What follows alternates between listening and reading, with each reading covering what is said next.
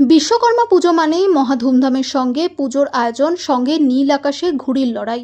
শুধু কি তাই, বিশ্বকর্মা পুজো মানেই দুর্গা পুজোর আমেজ শুরু। তবে সবই এই বছর বেরঙিন। নীল আকাশে ঘুড়ির লড়াই নেই বললেই চলে। উৎসাহ উদ্দীপনার ছোঁয়াও নেই এই প্রজন্মের যুবকদের। মানুষের আনন্দ এখন আর নেই। প্রসঙ্গত, কিছুদিন আগে আরজিকর কাণ্ডে ধর্ষণ ও খুনের ঘটনা সামনে আসতেই প্রতিবাদের সরব হয়েছেন আপামর বিশ্ববাসী। আর তারই প্রভাব পড়েছে উৎসবে। রঙিন উৎসব এখন বেজায় বেরঙিন।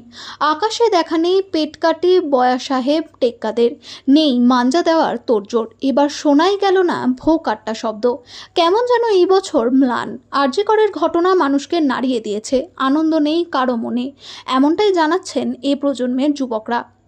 নদিয়া থেকে বাবুয়া ব্যানার্জির রিপোর্ট, প্রথম আলোর বার্তায়। সঙ্গে থাকুন, ভরসা রাখুন। এটা কেন কেন ঘুরে উঠছে না? কারণ হচ্ছে এই আরজিকরের বিষয় নিয়ে সবাই মনের মধ্যে একটু বেদনা যন্ত্রণার জন্য এবছর ঘুড়ির দিকে মানুষের ঝোঁক কম।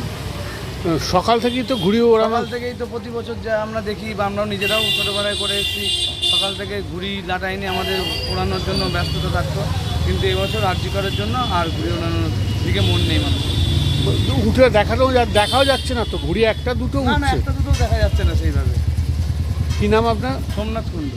ঘুড়ি ওড়ানো খুবই কম। আকাশ এখন দেখা যাচ্ছে পুরো নীল। কারণ আমার যেটুকু মনে হচ্ছে এবছর যেভাবে ঘটনা ঘটেছে আরজিকরের ঘটনা, সেভাবে মানুষের মনে হয়তো একটা ব্যথা বা একটা কষ্ট আছে। সেই কষ্টের কারণে মানুষ হয়তো এবছর নিজেকেই কমিয়ে দিয়েছে ঘুড়ি ওড়ানোর থেকে। কিন্তু আমরা ছোটোবেলা থেকে দেখেছি যে বিশ্বকর্মা পুজো মানেই একটা আকাশে ঘুড়ি, আকাশ ছেড়ে যাওয়া, নিজেদের মতন মাঞ্জা দেওয়া, ঘুড়ি ওড়ানো, সেটা এবছর পাচ্ছি না। হয়তো যেটুকু মনে হচ্ছে আরজিকরের ঘটনাটা মানুষের মনে এখনও গেঁথে আছে, সেটা সঠিক বিচার হওয়া প্রয়োজন এবং সঠিকভাবে হওয়া দরকার আছে। হয়তো সেটা বিচার গেলে ঘুড়িও ঠিকভাবে হয়তো উঠবে, আকাশে তখন নীল হবে। কি নাম আপনার? আমার নাম প্রদীপ ঘোষ, রানা।